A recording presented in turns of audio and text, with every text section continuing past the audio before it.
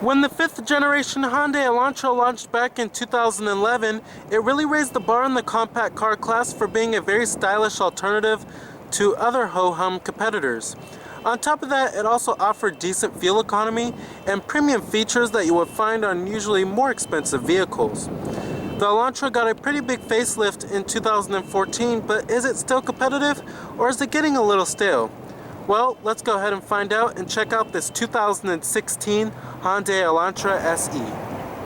Now, as far as the design and the styling goes on the vehicle, it has the fluidic sculpture design that Hyundai introduced just a few years ago, and it's still fairly stylish overall. I think it has aged pretty well.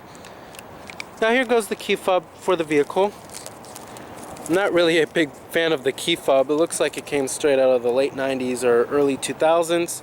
But you do have remote keyless entry, your lock, unlock to release your trunk. Then you also do have your panic button on the back right here. A smart key is available on higher end trim levels for the Elantra. But I'm a pretty big fan of these 16-inch alloy wheels on this SE trim here. I think they have a fairly high quality looking design to them. Now, there are also no major updates for the Elantra for the 2016 model year. It essentially pretty much remains the same vehicle carried over from the 2015 model year. Now, it is the quartz white pearl exterior color.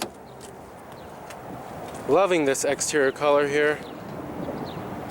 Certainly one of the best colors you can get on the Elantra. And I'm not really a huge fan of white, but this one I'm a pretty big fan of. You also do have a full-on gray cloth interior, full manual driver's seat adjustments, of course.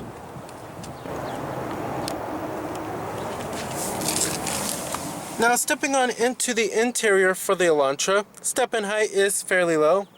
My biggest complaint about this interior, even though it has a decently stylish cabin design and lots of shapes going on everywhere, it's just getting a little long in the tooth. There's lots of gray inside of here, and it feels pretty Spartan, I have to say.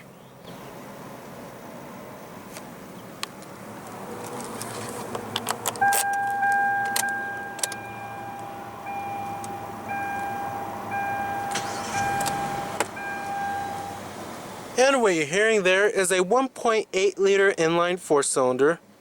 Now, coming to your transmission, you have a 6-speed automatic with manual shiftability. Pretty standard stuff here. Putting the vehicle into reverse displays your rear view camera with guidance lines. However, I wish they did make it a little bit larger. But you do have the option for a much larger touchscreen, and the backup camera will display on that. However, I wish even on this trim they made it much more bigger. And then you also do have your e-brake right here too. And I'm going to go ahead and turn on the lights. You also do have automatic headlights, and then your fogs, hazards too. Automatic driver's side window. I'm going to go ahead and pop up the hood, check out the engine bay. Heated exterior mirrors. You also do have a little blind spot mirror right there too.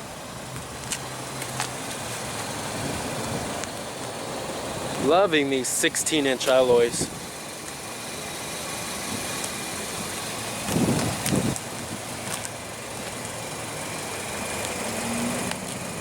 Halogen headlights with your halogen fogs.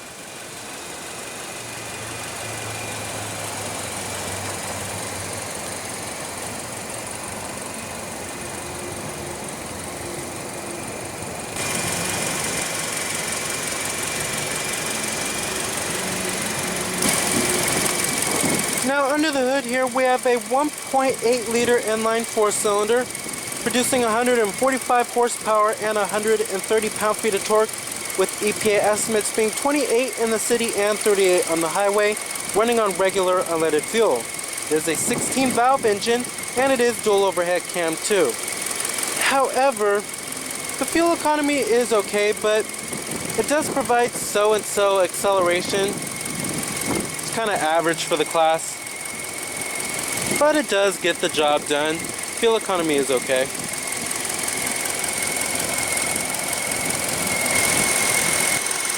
Mated with the 6-speed automatic transmission, it makes for a pretty responsive pair overall. Now, pricing of the vehicle starts at the SE trim, which starts at $17,200. Now, we do have the popular equipment package, which comes with pretty much all of the stuff you expect in a modern day vehicle nowadays. And then you have the limited trim, which starts at $21,650, and then the sport model starts at $21,700. Now, competitors for the Elantra are the vehicles in the compact car class.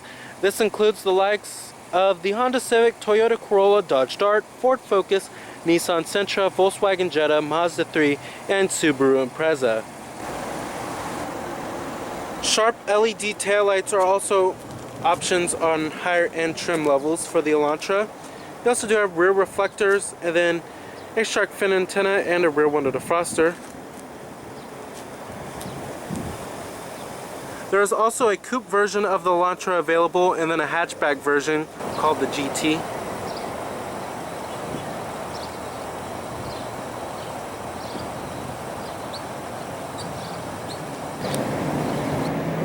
EPA estimates, like I said, are 28 city, 38 highway. Total vehicle price for this particular one is $20,400 since we have the popular equipment package. All of your basic power amenities, power windows, power door locks, and your power mirrors.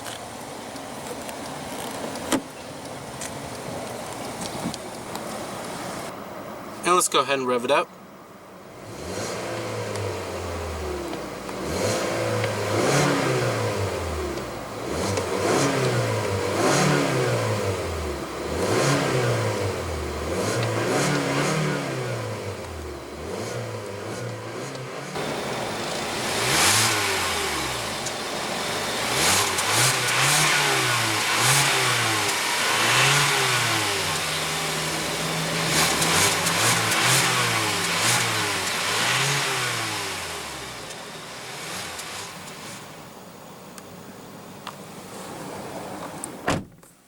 Now, as far as build quality and materials go inside of the Elantra here, it's pretty average for the class. Hard touch upper door panel. Mid door panel at least is wrapped in cloth. Armrest right here is nice soft touch. Soft touch padding on this part of the dashboard. Up here it's hard touch. Soft touch padding, hard touch plastic. It's pretty inconsistent here. It's not a lot of consistency. Hard touch plastic all over on this portion too. Build quality is okay. Everything feels pretty well put together for the most part. Not a whole lot of panel gaps inside of this interior, but this isn't really the most premium feeling interior in the class. I'd say the Ford Focus and the Dodge Dart are a little bit more high quality feeling in their interiors. Now, coming to the steering wheel design, it's pretty stylish overall, but it's getting a little long in the tooth, just like the whole rest of the interior pretty much. You have your cruise control buttons right here, and then your Bluetooth phone controls, voice recognition, steering wheel mounted audio controls too, intermittent windshield wipers, and then you also do have a manually tilting and telescoping steering wheel. Now, coming to your gauges, the gauges are pretty nice, pretty clear and easy to read overall, pretty bold font too. Coming to that little center screen right there, you have your trip odometer, your fuel gauge, and then also your coolant temperature, and then what gear you're in as well. Coming down here, this is where you will find your USB port, iPod integration, and then your auxiliary input, and a 12-volt power outlet. And a little storage cubby too, of course. Then your cup holders, nice soft touch center console lid. Decent amount of center console storage. It's not very deep, but it's pretty wide. Manually dimming rearview mirror, sunglass container, and then your interior illumination lighting. Now, the Elantra is a little bit lacking when it comes to safety technologies. You don't expect to find anything like lane departure alert or blind spot detection or adaptive cruise control. You will be able to find those on other competitors in this class, however. Now, coming to your AC controls, they're in a very stylish fashion, yet very easy to use and very easy to figure out too. You have your different zones right here. And then your fan speeds, temperatures, easy as that. Front window defroster, rear window defroster, recycling. You also do have your exterior temperature readout up there and your digital clock. Now coming to your main head unit right here, this is a 4.3-inch color display and it works pretty well. Love the rendering and the graphics of this little touchscreen right here. You have your AM, FM, XM satellite radio as well as your Bluetooth streaming audio on this bad boy. Turn Bluetooth on from your device in order to search. It's pretty easy to change the radio stations, and then you have your tune knob right there. But there is a much larger touchscreen available when you get the navigation system. But overall, this one is pretty easy to use. Now coming to the seating comfort, the seats are okay, but they're not the most comfortable seats. They have a little bit of padding to them. Thigh support is okay, but they're just a little on the firm side. Just not the most comfortable seats I've sat in. As far as visibility goes inside of this vehicle, it's not the best in the class either. Rearward visibility can use a little bit of work when it comes to that seat pillar right there. But frontward visibility is okay. And then the side glass area in the front is okay too. But rearward visibility needs to be a little bit better. Now as far as driving dynamics go of the Elantra, Hyundai in the 2014 model year added more sound insulation into the vehicle. And it does have a pretty quiet ride overall, but it's not really particularly all that comfortable, and it really gets rough over broken pavement. Really rough actually. And this vehicle isn't particularly the most engaging to drive in the class, but it's better than some vehicles like the Chevrolet Cruze and the Toyota Corolla. But if you are on the enthusiast-driven side, I would certainly get the Hyundai Elantra Coupe. Now with that being said, the 1.8-liter four-cylinder should be adequate for most drivers, as well as the fuel economy too. However, there are vehicles, other competitors in this class that do have a little bit more oomph. Alright, and I'm going to go ahead and shut it down. Let's go ahead and check out the rest of the vehicle. Now back here we will find a pretty spacious trunk. We also do have a cargo net, and these rear seats do fold down to maximize cargo space, 60-40 split. And the trunk has space that of some mid-size sedans actually.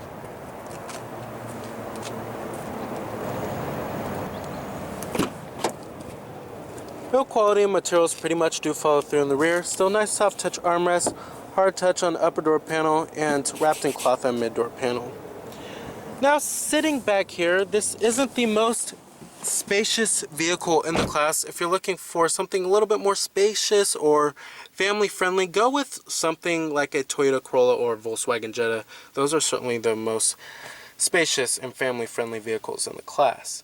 Now you do have a single map pocket back here, and then a rear seat armrest with cup holders. Pretty nice little feature there. However, with that being said, rear seat legroom isn't too shabby. It's just not best in class. And then the headroom isn't also that bad either, even though we have the pretty sleek styling and a sloping roofline also.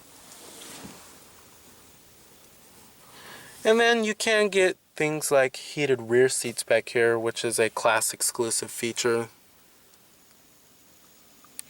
Alright. Full manual passenger seat. And your glove box compartment.